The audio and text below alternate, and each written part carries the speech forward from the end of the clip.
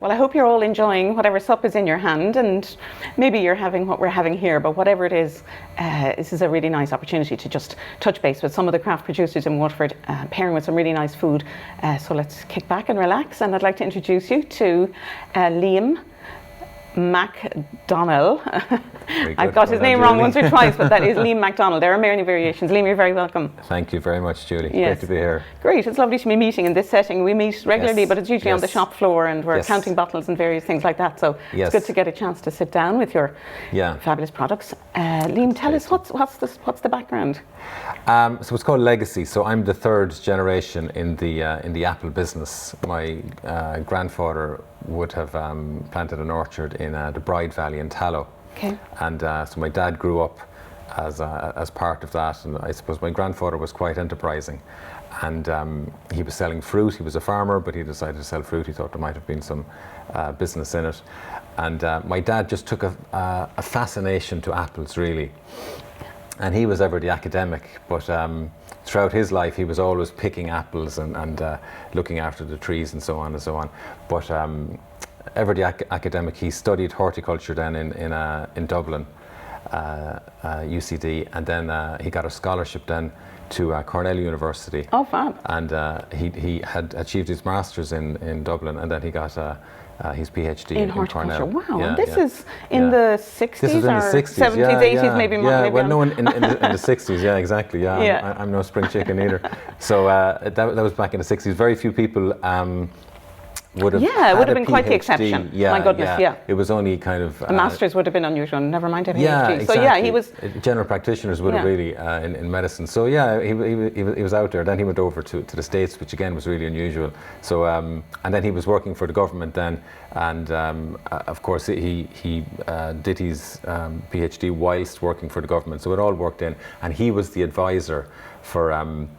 A lot of farmers, for instance, would have been growing apple trees and planting orchards at the time because there was a bit of money in it, and they would have had it as a side project. So he would have been advising all of those. Great, and garnering and bringing wonderful information, but garnering a lot of experience. Yes, well, a huge amount of experience. So, for instance, kind of root stocks you grow, the apple tree is dictated by the root system that it has, and Dad would have had, there would have been a lot of research done on that. Great. So he would have brought all of that to all of the farmers, and he loved doing it. You know? So which makes the learning very easy. Or the communication. And then there was some really good farmers that were very innovative, and he would have loved dealing with them as well. Right.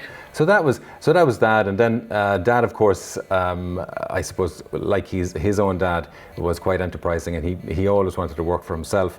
So he started his own nursery then, which is selling fruit trees, top fruit, and he specialised in apples.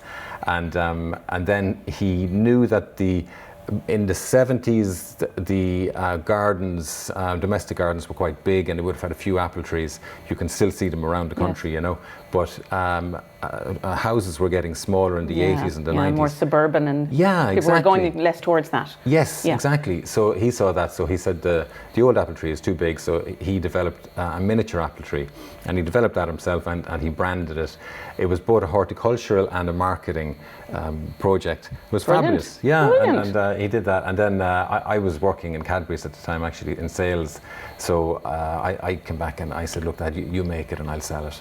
Brilliant. So the two of us worked together then for 10 years. I like it when a man says that tree is too big, I think I'll make a smaller tree. And he makes a successful smaller tree. That's a fair achievement. Yeah, so that was brilliant. And then we were working together. So I would know apples inside out. You must have. It must have been a lot of apple talk at the table, I'd say. Yes, exactly. And like we knew all about different varieties, the varieties that would grow. We tried a huge amount of different varieties in Ireland when we were trying the coronet. Some of them worked, some of them didn't. And what's it like when it doesn't? We hear about the success. Is it pretty heart-wrenching when it doesn't work and you're like, you put a lot of effort and a bit of time into it? Yeah, well, it was in particular different varieties. Like the varieties that work well in Ireland would be like Katie and Cox's Orange and Bramley and Grenadier and all these kind of ones. But the ones that don't work then are Ulster, Worcester, Permain and Fiesta and all these kind of ones. So we try those. You meet Ulster in quite a few of the softer drinks, like the non-alcoholic apple juice, and they're great. They bring a lovely kind of a bitterness to it or something. No, it's Fiesta. Fiesta is the one, Oh, I thought Ulster would be very good. So then we we had a few losses there, and anyway. But I got really involved in that. So then I was working in the craft drinks, and I was working for a brewer at the time, and I wanted to work for myself as well, following the tradition. Yeah. And I saw an opportunity for craft cider. And Dad was delighted, I'd say. Yeah, Dad well, was let's delighted. get it open, and Yeah, we'll have a little taste. Yeah, so tell us what we open. have here. Brilliant. So the first one is a dry. Okay, so that's the green label one if you're shopping. Yeah. So you started off originally with this one, and then you went with the medium. So people will probably be more likely they would have tasted this previously. Yes, exactly. Yeah, because it's been on the shelves now for what, like 5 years? Yeah, 5 years. Yeah. Well, actually, no, 4 years. It was April 2016 when it came out. Cheers, Judy. Cheers. And it sells very well. I mean, it's very recognisable, and in fairness, like you're great for bringing it to people. Oh, so that's a lovely nose. Yeah, it's great. Yeah, you have a bit of clove. There's always a bit of pear in cider. Which there must be. I mean, I'm a great fan of perry, really, to be honest, and you don't get enough of it. You'll have to do a perry. Yeah. You know, just a pear cider. Could be on the way. That's great. Yeah, no, certainly lovely clove, and just a hint of sweetness. I mean, there's no major... Yeah, definitely a hint of sweetness. I mean, in England it would be called a medium dry. It would be, yeah. Yeah. In Ireland it's called a dry because... but I think it's a lovely, it really hits a good mark in between people who are used to a sweeter cider. Yes. It brings them to a drier place, but... Yeah. You know, it brings them so much more. Yes. Because you know that very heavy syrupy sugar is something that people love it. But I mean, you really need to to get the flavors from the apples. You're not tasting the apples; those you're getting. Sugar. No, and you're bang on because you definitely get the flavors from the apple. That's all about apple. Yeah, it is. Like there's a real green apple flavor to Beautiful. that. It's got a very good acidic backbone as well, so it's quite well structured to be quite similar to a wine.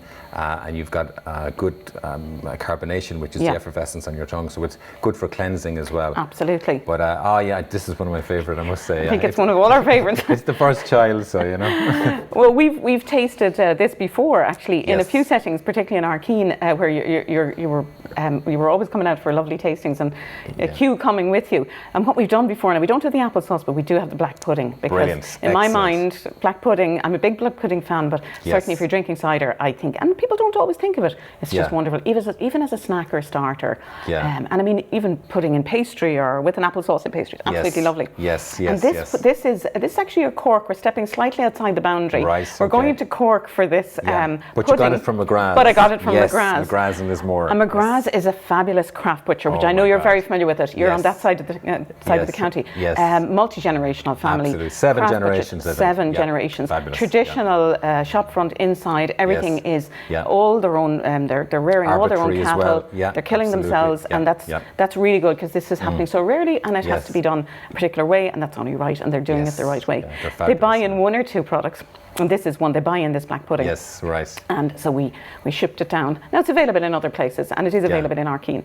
So let's have a taste. Yes, I'm dying to. Oh my God. Here we go. Black pudding. I don't know. The world without black pudding would be a very poor place. Fabulous. From McGrath, and there's more. Great. Must say.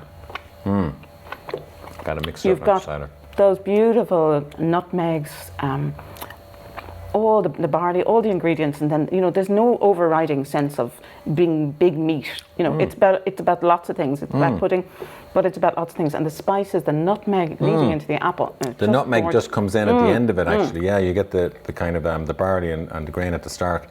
I mean, it's lovely. If you're stewing apples and you're dropping in a bit of cinnamon or a bit of nutmeg in them, and then you think, okay, I'll have the apples in a liquid libation instead. Yeah, no, it's very good. Really and good. again, you're talking 2 minutes on the pan. This doesn't take a lot of cooking. Exactly. Very accessible. And they do a fresh pudding, so which you can buy at the butcher's counter there, or in a couple of other locations. I know we do it in Arkeen, or else you can just buy it off the regular from the chill counter. So that's great.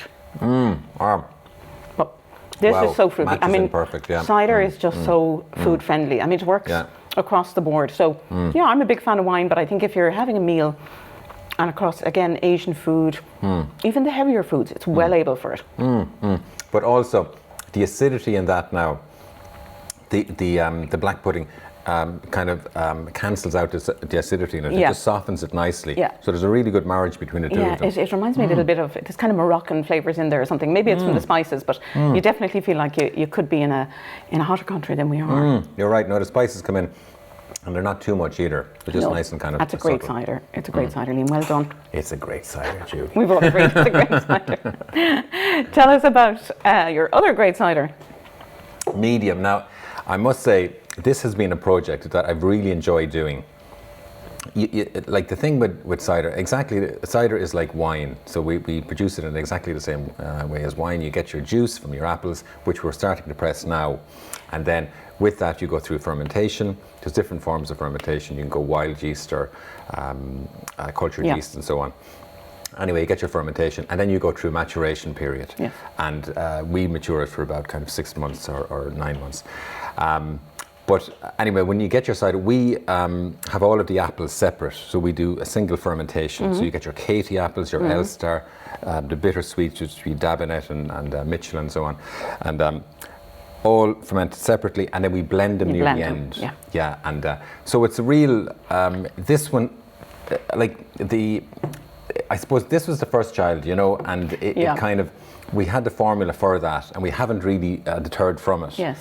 But the medium has been a lot of work, because what I wanted to do was create them at polar opposites. Okay. So the Legacy Dry is quite a strong acidic backbone to it, and it's predominantly an eating apple, which is Elstar. Yeah. And you get that kind of sharp acidity and a kind of a dryness to it as well. The medium then is completely different. It's more of the bittersweets, which are softer, kind of more like a ripe red apple flavour to it. And that's what I wanted to do. Which is very approachable, particularly for people who are coming from maybe some of the other ciders. Yes, exactly. So we that's what we've been working on. We have it now for about 2 years. And each time we blend it, it's different. It's not because the apples are any different, but it's just that the formula is the same. The blend do you stick to the same formula? Because I know with wines they'll decide on, we will use 5% less of this particular grape because it was whatever the temperatures were. Do you do it or that, or do you kind of stick? No, we do. So there is a small kind of variance in the blend, but generally it's more or less the same. But the apples will change year on year, so it's the same as wine. Absolutely, depending on the climate in the summer and. There's a massive difference in it. So, and dealing with a craft product as well, you're going to get a different year on year. So this is only a new bottling. We've only blended this and finished this about 3 weeks ago. Fab. Okay, let's have a taste. Yeah, let's crack it open. Let's see what it's like. I'm going to take a fresh glass. Yes, take a fresh glass. Your glasses are great. Glasses are so important. I love glassware. Yeah, thanks. It's nice. It is nice. Nice and simple, the logo on it actually. So just let that come up. The other thing about it as well is that the cider now, as we're drinking it, is just slightly less than room temperature. Yes. If you chill a cider or have it ice cold, you're not going to get the proper flavours out of it. Yeah. So that's why. Yeah, and I think what people don't realise is you go seeking the flavours. You just drink it quickly, and that's okay. But in a way, you're not really getting the full value aside from the full flavours out of it. Exactly. And you're probably also consuming kind of too much alcohol too quickly. So I think it's really important, whether it's wine or ciders, to have it at the right temperature. Otherwise, you gulp into it. Yeah, but you get the value out of it, especially with the craft cider. Yeah, definitely. So a little bit below room temperature, you're suggesting is best. Yeah, just kind of. But that just means taking it out of the fridge half an hour before you need it. Exactly. Yeah. Cheers, Julie. Cheers. Now you get the notes on that, like you've got. It's quite fleshy, but you have got a much softer sort of. Very much so. An apple in it. And yet I didn't feel the acidity was high on the other ones, but definitely I can see. Yeah, but you can see where I'm coming from on this one then. It's much softer, and it's a really sweet kind of an apple in it. That is so delicate. Oh, that's great. Yeah, it's completely different product altogether. Hugely different, yeah. That is most definitely a nice early evening or a Sunday afternoon. You want to have a drink, maybe just reading a book or it's very relaxing. It's very relaxing feel to that. Yeah, it's very soft now, and that would go very well now with Keen's. It actually smells a little bit winey. Yeah. There's a little hint of wine notes there as well. Yeah. Yes, I'll be Yum, very and happy the alcohol with that somehow is the alcohol is a little bit more present on it, even though are they the same volume or they're similar? the same. They're 5%. Lovely, both 5%. Yeah. Well, what we've So- paired here Yes. is an interesting one. Fabulous product.